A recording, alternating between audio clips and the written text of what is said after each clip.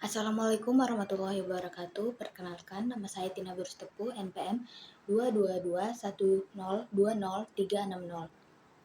dari kelas HTNE semester 4. Di sini saya akan mempresentasikan mengenai hukum Islam dan perubahan sosial untuk memenuhi tugas mata kuliah Hukum Filsafat Islam, dosen pengampu Bapak Herpin Yogi Pradita, MHI. Yang pertama yaitu mengenai pengertian hukum Islam dan perubahan sosial. Kata hukum Islam dalam Al-Quran tidak akan pernah didapatkan, tapi yang biasa digunakan adalah syariat Islam, hukum syara, fikih, dan syariat ataupun syara.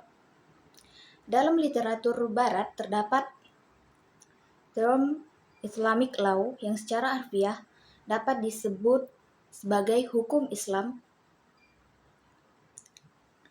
Jadi secara sederhana dapat dikatakan bahwa hukum Islam adalah hukum yang berdasarkan wahyu Allah. Dengan demikian, hukum Islam menurut Takrif ini mencakup hukum syara dan juga mencakup hukum fikih karena arti syara dan fikih terkandung di dalamnya. Yang kedua yaitu mengenai perubahan sosial.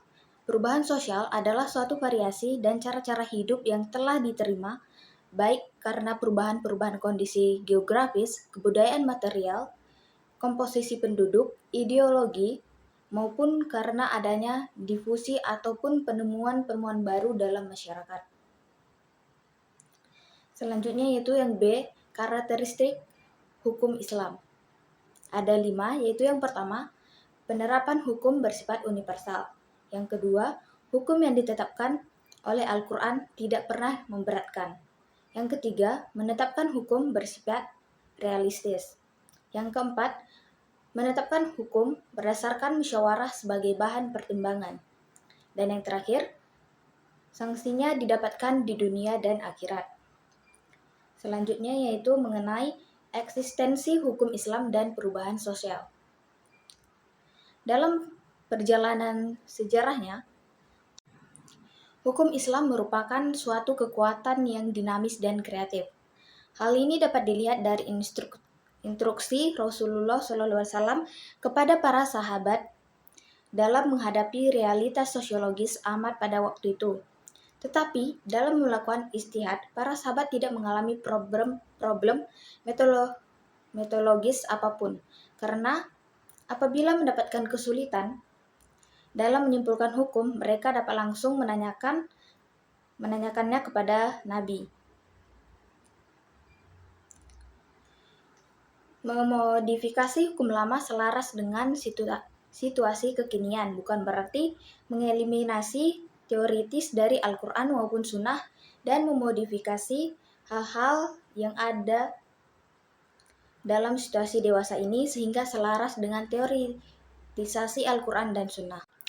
Apabila hukum dihadapkan kepada perubahan sosial, maka hukum memiliki dua fungsi. Yang pertama, hukum berfungsi sebagai kontrol sosial atau social control. Hukum dilihat sebagai sarana untuk mempertahankan stabilitas sosial. Dan yang kedua, hukum dapat berfungsi sebagai sarana untuk mengubah masyarakat, social engineering. Oleh karena itu, situasi dewasa ini perlu dikaji secara cermat dengan mempertimbangkan berbagai unsurnya seperti ekonomi, sosial, politik, dan sosial kultural, dan sebagainya. Zaman telah berubah, masyarakat pun mengalami perkembangan persoalan-persoalan baru. Banyak yang muncul, karena itu kita tidak boleh berdiam diri dalam menjelaskan hukum. Tiap-tiap hubungan itu dengan alasan bahwa para fuqaha terdahulu tidak membicarakannya. Melainkan kita harus beristihad sesuai dengan kriteria-kriteria yang ditetapkan oleh agama. Selanjutnya yaitu mengenai makna Islam dan perubahan sosial. Untuk mengawal hukum Islam tetap dinamis, responsif yang tinggi terhadap tuntutan perubahan adalah dengan cara menghidupkan dan menggairahkan kembali semangat berijtihad di kalangan umat Islam.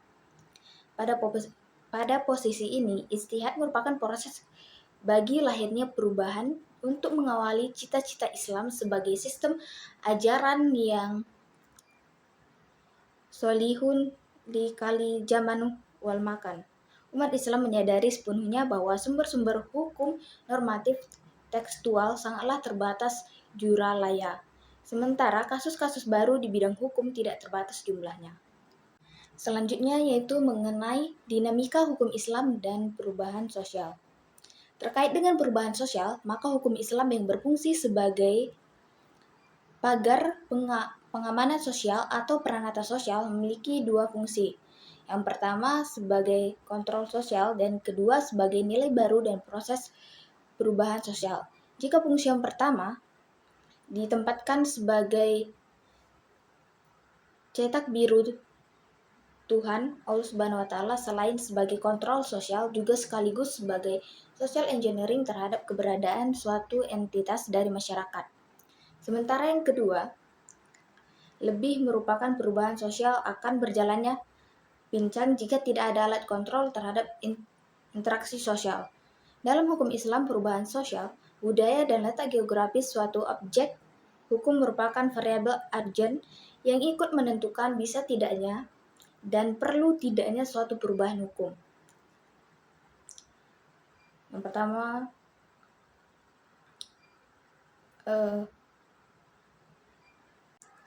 Al-Quran dan perubahan sosial.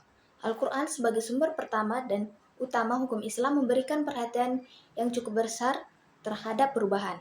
Terdapat 6 tempat dalam Al-Quran yang menyebutkan kata-kata perubahan.